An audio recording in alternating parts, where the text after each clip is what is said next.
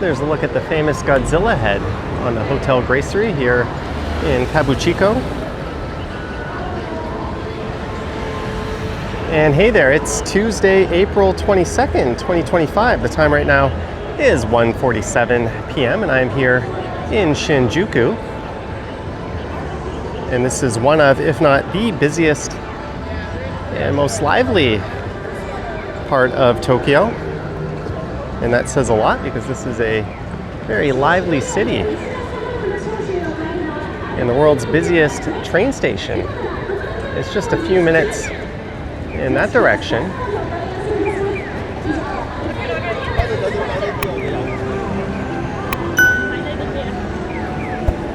It's certainly quite the place. And I just finished 5 nights in Shibuya. And now I'm spending a couple of nights here in Shinjuku. And I'm staying at the Hotel Gracery. So in this one, we'll be walking over to the hotel and then I'll be heading in. And we'll take a look around the hotel from the inside and check out my room as well. And I'll offer up my thoughts and opinions on this hotel. It's certainly one of the most well-known in the area.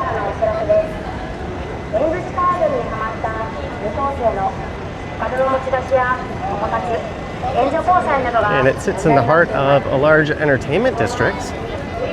One sometimes dubbed to be a bit of a red light district.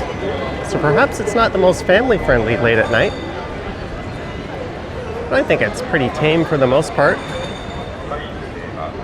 There's some people posing with Godzilla in the background. Unfortunately, the observatory area outside around the Godzilla head has been closed for quite a while, and I don't think there's any plans on reopening it. So that's a bit disappointing, but overall, I'll just say I think it's a pretty excellent hotel, and it's impossible to beat the location if you're a fan of this kind of area. You have almost an unlimited amount of restaurant options. There's a sushi restaurant. I went to a conveyor belt sushi restaurant around the corner from here the other night. There's a Toho Cinema. Toho's the entertainment company that is behind all the Godzilla films in the building. And there's a Krispy Kreme donuts, which can be important because the hotel room itself doesn't have a coffee maker. And you can enter the hotel area from the front here, but we'll walk around to where the main entrance is.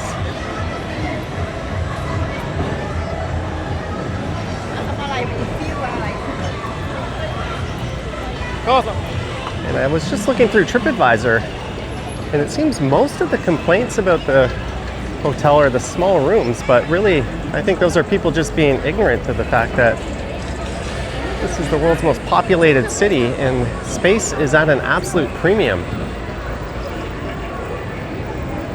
I actually found the room to be bigger than I was expecting, certainly compared to the nearby APA hotels, which there are many, APA, as well as the Live Max hotels. The rooms are definitely bigger.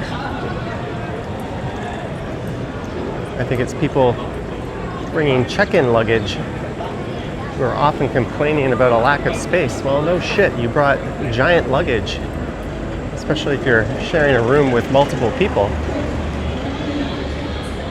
If you really want to stay somewhere super high-end, I think there's a proper 5-star hotel in that building, the Bellevue Star, where currently rooms are about $850 to $1,000 Canadian a night for their standard double rooms. And you can enter the hotel from here. There's a 24-hour 7-Eleven right here, which is super handy. The rooms in the Gracery seem, or at least for the standard double room, seem to go from around 200 Canadian, which is about 20,000 Japanese yen, to 500 Canadian a night. It depends on the time of year and how early in advance you book. This is kind of the main front entrance, so to speak, on the rear side. And there's an APA hotel off in the distance. It's probably the most popular hotel chain in the area, where you can stay for definitely probably about 30 to 40% less than the Gracery in a much smaller room. Although when I booked this one, the Appa hotels in this immediate area were quite expensive. Last time I stayed about 5 minutes from here, near Higashi Shinjuku, at the E Hotel, and you can see my review of that on the channel. That was a much smaller hotel than this. This one is smack in the heart of the action. In fact, last night we went to a club that was about 30 seconds outside the door, just over there, called Warp. There's no shortage of options here. You're near the Golden Guy. And again, countless restaurants and that sort of thing. But let's head on into the hotel.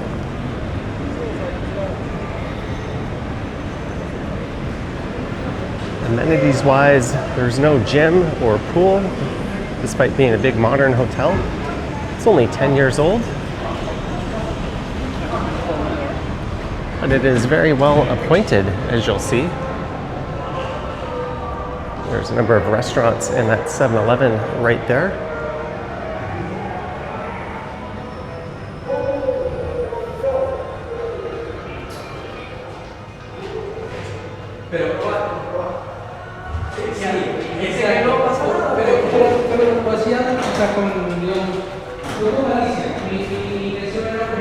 The hotel's on, or the lobby is on the 8th floor. I'll just take the next one up.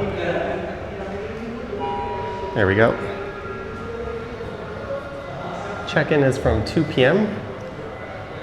We came around 11 and they held our bags, then came back at 2 and the room was ready and the bags were already in the room, which was great. There is a breakfast, but I opted out of that. There's so many restaurants in the area.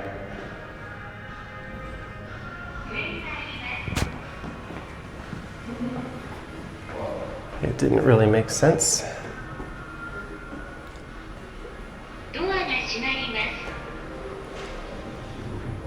So we have to take 2 sets of elevators.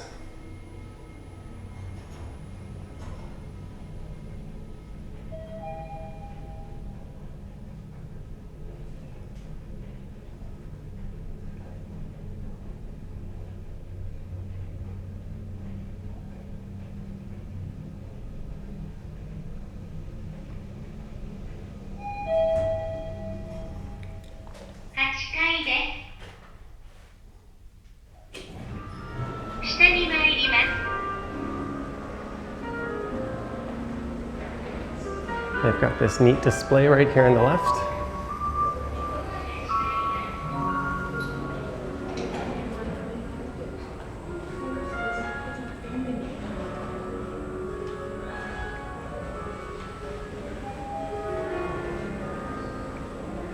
And apparently they have a floor of Godzilla themed rooms. I'm not really sure what that entails. I'm sure you can see that on the various booking channels. I booked this through booking.com.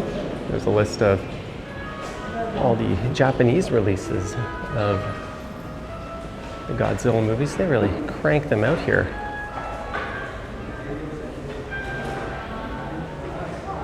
There's restrooms, a smoking room, coin laundry, notice, a multi-purpose room. As you can see, it's a very nice, spacious lobby, and check-in was quite nice. They have these self-check-in machines, but they don't let you use them. But someone will guide you through them. You can get a Godzilla snow globe for about $24. Neat stuff. There's the elevators up to the rooms. 9 to 19 and 20 to 30 over here. I think this is where the breakfast is. But unfortunately, the Godzilla terrace is off limits. It says currently due to various circumstances, it is off limits. I think someone tried to climb this thing, and due to safety concerns, they closed it. I think it's actually, this part is owned and operated by Toho, and it was Toho's decision, not the hotel's. But that's incredibly disappointing. You think they could just come up with a better way to rope it off? It's such an enormous missed opportunity, and it's definitely a pain point. If you read the reviews, a lot of people come looking forward to being able to get out and get up close to the Godzilla head. For me, that would be neat, but it's not a deal breaker.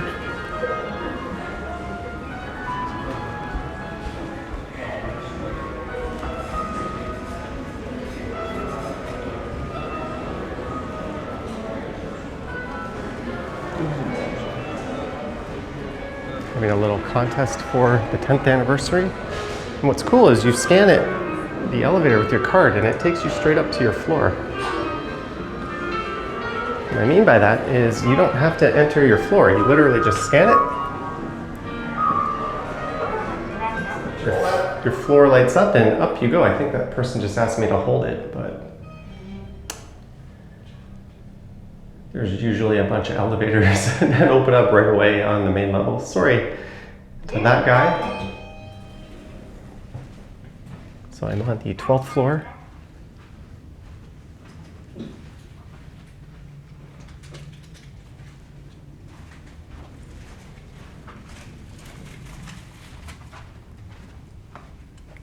Arigato.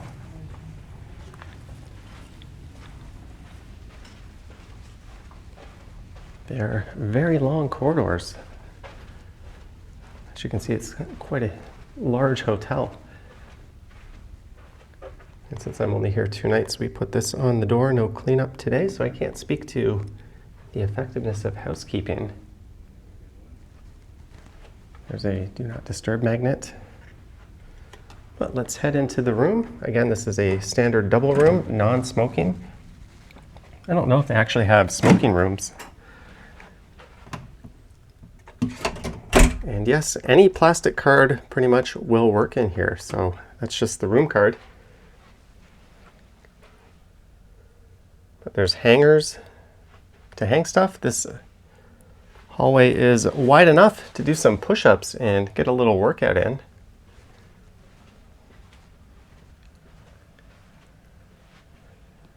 Yeah, it is not terribly small. There's a chair.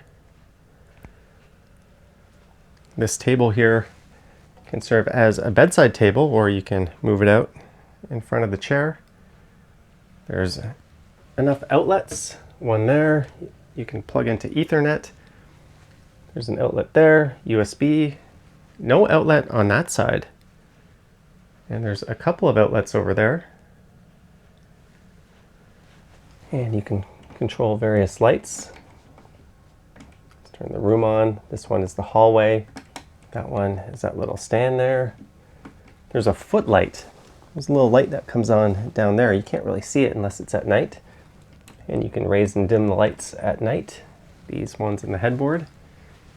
The bed, fairly comfortable. It's definitely on the hard side. The pillows are just okay.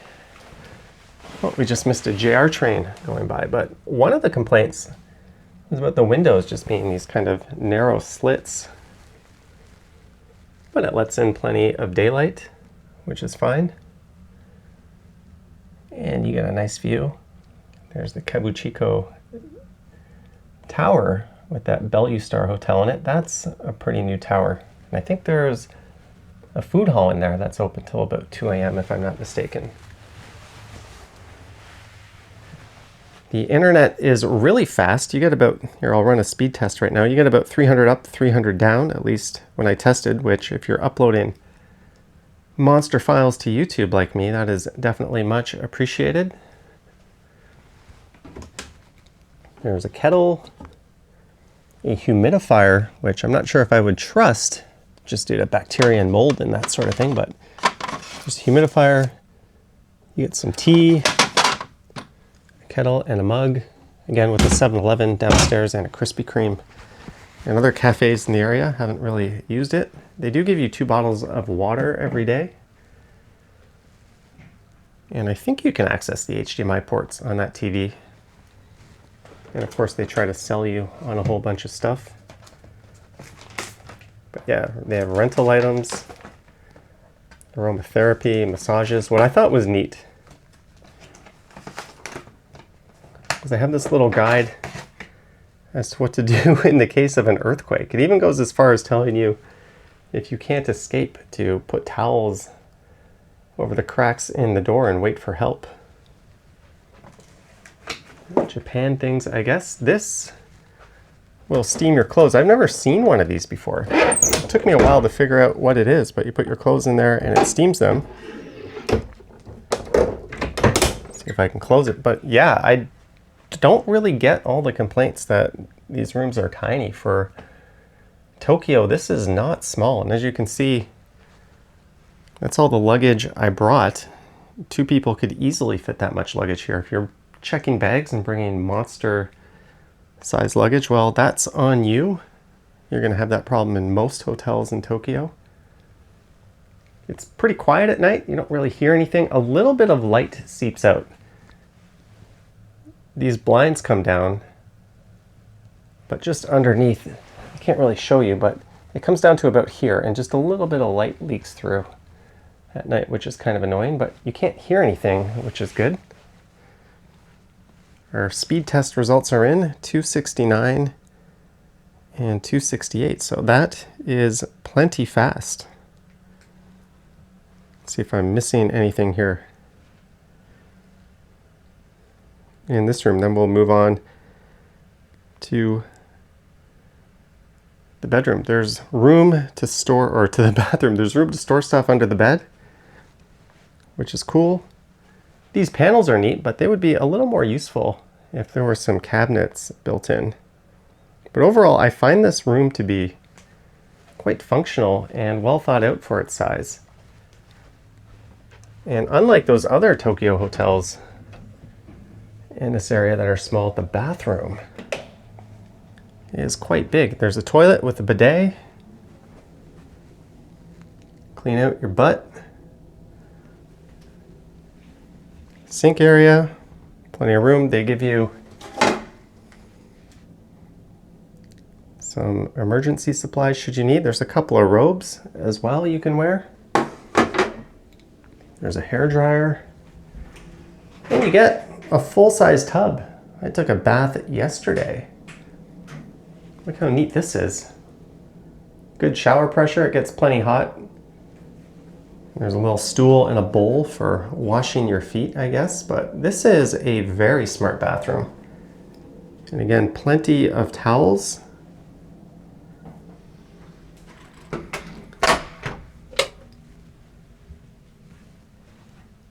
So would I stay here again? If I remembered to book it well enough in advance to get a relatively good price relative to what everyone else is charging in the area, hell yes. The location is just about perfect if you want to stay in Shinjuku. Again, there's a million restaurants and entertainment options in the area. There's tons of shopping if you're into that sort of thing. High end all the way down to low end stuff. And the room is actually plenty big. I don't get those complaints that it's small at all. For Tokyo, this is quite spacious for a double room actually. And the air conditioning works pretty well. I should mention that as well. I just haven't had it on because it's been a bit cool, but there we go. The Hotel Gracery, otherwise known as the Godzilla Head Hotel. When you have a little luggage rack holder there, I usually just put laundry on it to dry, but 2 adults in a room like this, no problem. Hell, you could probably have 2 adults and a little one.